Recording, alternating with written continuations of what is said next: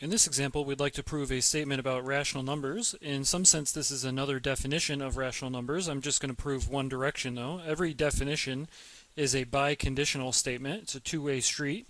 But we're just going to prove that if we have a rational number q, so we've got our number q equals m over n, then we can write this number q as, so I've kind of conflated things here. Let's call this, let's say that this q to start off with is u over v. So this number q, u over v, it's a rational number. So what does that mean? Right now, our definition up to this point in this class of a rational number is that u and v are both integers, right? And then the only rule is that v, in this case, cannot be 0. So the denominator is just in the space of integers take away the number 0, the integer 0. And that's because you can't divide by 0, and rational numbers are somehow defined by division in some sense, right? So what we want to prove here is that every rational number can be written in this unique reduced form, which here is called m over n. So m over n, where m and n have no common factors. Okay, so here's what we're going to do. Let's suppose, and this is not a state right now. This video is in the lecture slides for proof by contradiction. This is actually not going to use contradiction, this proof that we're going to do right now. But this statement right here is going to be something that we need later on to do a proof by contradiction. So we're going to call this a lemma. Hopefully you remember what the word lemma means. But a lemma is a statement that's pretty much its main purpose is to be used to prove a future theorem. And that's exactly what this statement that we're going to prove here is going to be used for. So we've got our rational number. Q is equal to u over v. That makes it a rational number. U and v are integers, and v is not 0. So let's start now. I guess we should say let's start our proof. All right, so let's let q in this rational number space q be such that q is equal to u divided by v for u an integer and v. So again, we're just kind of restating what we just did here, our setup. All right, v is in z minus 0. And then let's suppose that, let's call this maybe k. So let's let k denote the greatest common factor between these two numbers. So we'll get to greatest common factor, or greatest common divisor, it's maybe a better way to say it, it's the same, of u and v. All right, this means, so then there exist integers, let's call them m and n. I'm not making that up, that's what we want up here, right? So m and n such that u is equal to m times k and v is equal to n times k. All right, and further here where m and n have no common factors.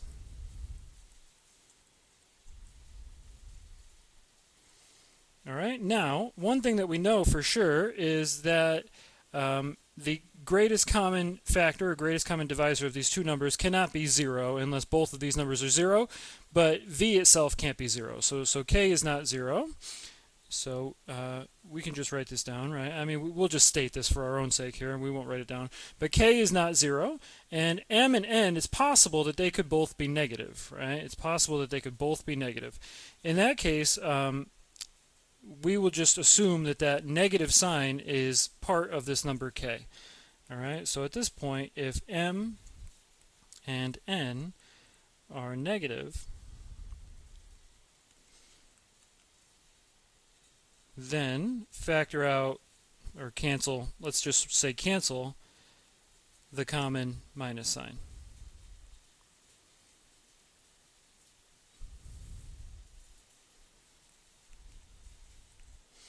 All right, now this seems like a lot of work, and maybe I'm not going at it the most efficient way, but then what we have, right, is that our number q is equal to the ratio u over v. This is what we were given. Based on our factoring, we can write this as m times k over n times k. And just by our knowledge of how, and again, we know here, we should say this, we didn't write it before, but this is true where k is not equal to 0. All right?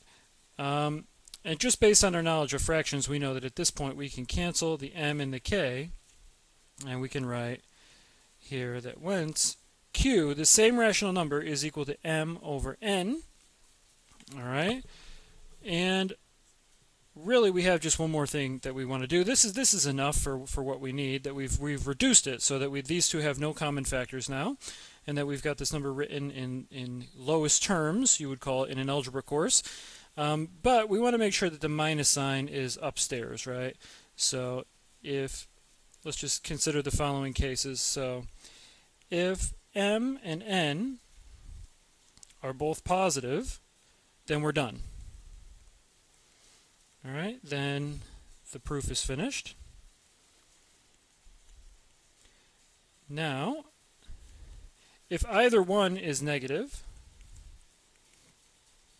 so let's just do this in cases. So let's say if m is negative and n is positive, then we're also done, right? So the proof is finished in this case. Up there we said if they're both negative, right? So if m and n are both negative, then just cancel the minus sign. So then our q is equal to negative m over negative n, actually, right? And the proof is done.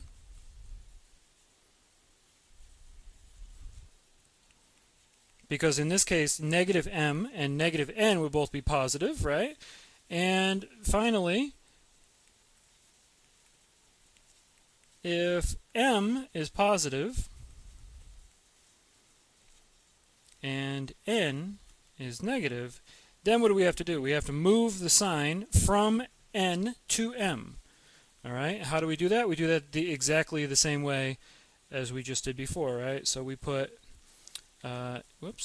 we put q equal to minus m over minus n. Now that makes m the negative one and n is positive, and that's what we want here. And so that completes the proof. And so that's the last step. So there's the end of the proof. Now what have we done? Well, basically what we've done is we've proved this, that we can write the definition of a rational number in a different way than we have written it before, right? So we'll say it this way. A number, remember the proof is done, I'll draw a line. So a number q is rational if and only if, think about the if direction, but it's pretty straightforward, right? If and only if it can be represented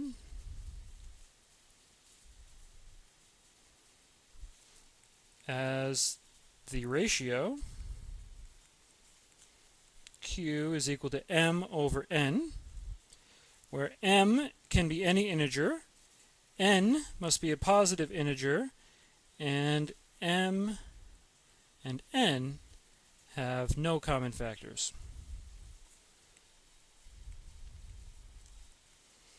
Okay? And so that right there is now another definition. This is not the definition that we gave when we started this course, but this is another definition that we can use when we want to describe a rational number. And we'll see this again soon.